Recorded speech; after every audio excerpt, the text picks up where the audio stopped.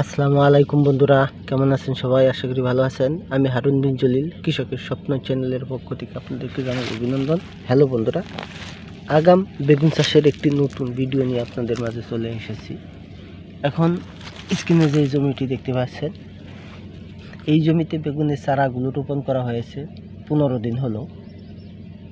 কিন্তু সমস্যা হলো যে আসলে এখানে যে বেগুনের চারাগুলো আমি রোপণ করেছি, আপনাদেরকে যদি আমি উপরে দেখাই তাহলে আপনারা দেখতে পাবেন যে এখানে কিন্তু উপরে এখনও আমার যে কেরালা জাতের সিম চাষ করেছিলাম সেই সিম গাছগুলো এখনও রয়েছে মাচার উপর দিয়ে।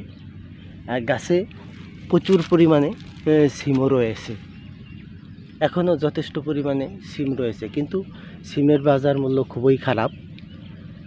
অন্য অন্য সিম তো বাজারে দেখা যায় যে চলছেই না, একদমই বাজার কম।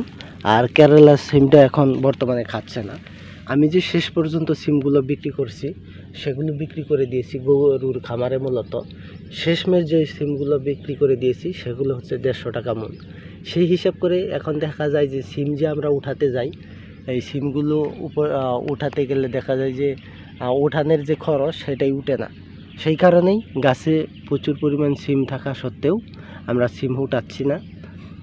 আর সিম না উঠিয়েই দেখা যায় যে আমি এই নিচে যে বেগুনের চারাগুলো সেই চারাগুলো লাগিয়ে দিয়েছি অলরেডি। এখানে এইভাবে লাগানোর কারণ হচ্ছে যে আমার যে উপরে মাচাটা রয়েছে সেই মাচাটা আমার ঠিকই থাকবে। আমি শুধু যেই উপরে সিম গাছগুলো রয়েছে সেই সিম গাছগুলো কেটে নামিয়ে ফেলবো, আর মাচাটা আমার ঠিকই থাকবো। আমার টার্গেট হচ্ছে যে এই বেগুনের জমিতেই আরও কিছু আগাম ফসল করার চিন্তা আছে এই মাচাতে। সেই প্রেক্ষিতে আমি মাচাটা যেভাবে রয়েছে সেভাবেই রেখে দিচ্ছি। শুধু যে সিম গাছগুলো রয়েছে সেই সিম গাছগুলো কেটে নামিয়ে ফেলব। এখন আগাম যেই আমার বেগুনের চাষটা করেছি আমি, এটা যদিও আমার টার্গেট হচ্ছে যে রমজানের পর নামানোর চিন্তাধারা আছে, কারণ গতবার আমি আমার যে বেগুনগুলো আগাম চাষ করেছিলাম সেটা নামিয়েছিলাম রমজান মাসের মধ্যেও, কিন্তু গতবার বাজার মূল্য খুবই খারাপ গেছে। নতুন বেগুন হলেও দেখা যায় যে আমাদেরকে 100 থেকে 150 টাকা বস্তা হিসাব করে, মানে মন না, তখন যখন কোনো সবজির দাম কমে যায় তখন আর মন হিসাব থাকে না, বস্তা বাও বিক্রি করা হয়। আমি সেই হিসাবেই বস্তা হিসাব করে 1 থেকে 150 টাকা মন বিক্রি করেছি। সেই পরিকল্পনাটাকে সামনে রেখেই যে আসলে রমজান মাসে দেখা যায় সবজির বাজার একবারে কম থাকে, কারণ রমজান মাসে সবজি টানে না, খেতে চায় না।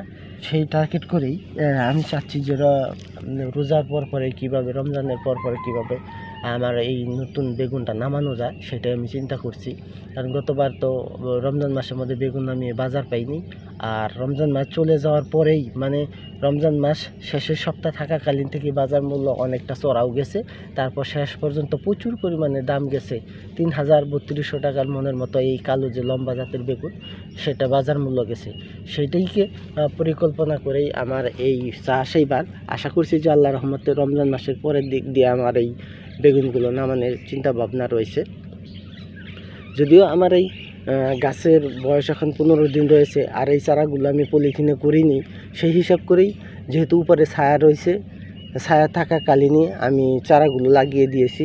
কারণ হচ্ছে যে আমার চারাগুলো মারা যাবে না, উপরে ছায়া আর নিচে তো পানি সেচ দিয়েই দিয়েছি, ঠান্ডা রয়েছে। সেই কারণে এখন চারাগুলো মোটামুটি তরতাজা হয়ে গেছে। চারাতে দেখা যায় যে আল্লাহর রহমতে কোনো সমস্যাও নেই। আর আমি দেখা যায় যে যেহেতু চারাগুলোর বয়স 15 দিন হয়েছে, চারা জমিতে আজকে আমি সারও দিচ্ছি। 15 দিন বয়স হচ্ছে চারাগুলো, মাঝখানে দেখা যায় যে নতুন যে পাতাগুলো রয়েছে সেই পাতাগুলো বের হওয়া শুরু করে দিয়েছে। প্রতিটা গাছে এইভাবে নতুন পাতা বের হওয়া শুরু করে দিয়েছে। আপনারা দেখতেই পাচ্ছেন যে নতুন পাতা বের হওয়া শুরু করে দিয়েছে। সেই হিসাবেই এখন আমি চাচ্ছি যে আমার এই জমিতে সার দেওয়া প্রয়োজন।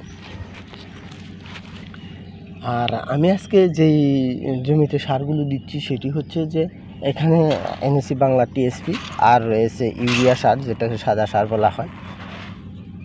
সেই সারগুলো আমি আমার জমিতে দিচ্ছি। এটা আসলে পরিমাণ মতো দেওয়া হচ্ছে, যেহেতু গাছগুলো খুবই ছোটো।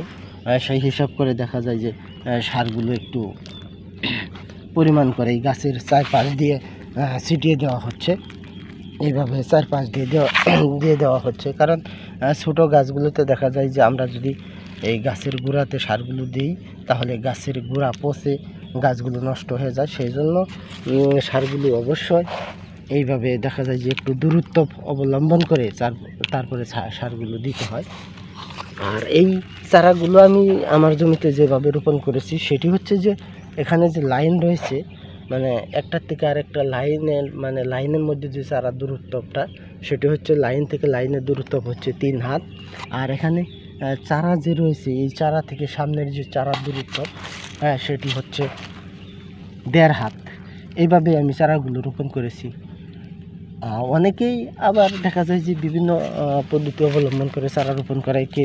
কেউ দেখা যায় যে 2 হাত চারা থেকে চারা দূরত্ব 2 হাত দেয়, আবার দেখা যায় লাইন থেকে লাইনের দূরত্ব 2.5 হাত এবং 3 হাত দিয়ে থাকে। কিন্তু আমার পরিকল্পনাটা হচ্ছে যে আমি মাঝখানে জায়গাটা বেশি রাখছি। এতে দেখা যায় যে গাছগুলো যখন আস্তে আস্তে বড় হয়ে যায়, অনেক বড় হয়ে যায়, এক মাথা উঁচু হয়ে যায়, তখন দেখা যায় যে সার, বিষ এবং বেগুন উত্তোলন করা খুবই কষ্ট হয়ে যায়। সেটাকে চিন্তা করেই আমি যেটা পদ্ধতিটা অবলম্বন করেছি যে চারা থেকে চারার দূরত্বটা কম দিয়ে এবং লাইন থেকে লাইনের দূরত্বটা বেশি দিয়েছি। এতেই দেখা যায় যে বেগুন উত্তোলন, সার প্রয়োগ এবং কীটনাশক প্রয়োগ, বিশেষ করে যে বেগুনের জমিতে বেশিরভাগ কীটনাশকটা প্রয়োগ করতে হয়, এটা কীটনাশকটা প্রয়োগ করা খুব কষ্টের একটা বিষয়। সেই হিসাব করেই এই পদ্ধতিটা অবলম্বন করা। আশা করছি বন্ধুরা আপনাদের এই ভিডিওটি ভালো লাগবে। ভিডিওটি যদি আপনাদের ভালো লাগে তাহলে অবশ্যই লাইক, কমেন্ট, শেয়ার করবেন। আর যারা আমার চ্যানেলে নতুন তারা অবশ্যই আমার চ্যানেলটি সাবস্ক্রাইব করে রাখবেন। ধন্যবাদ।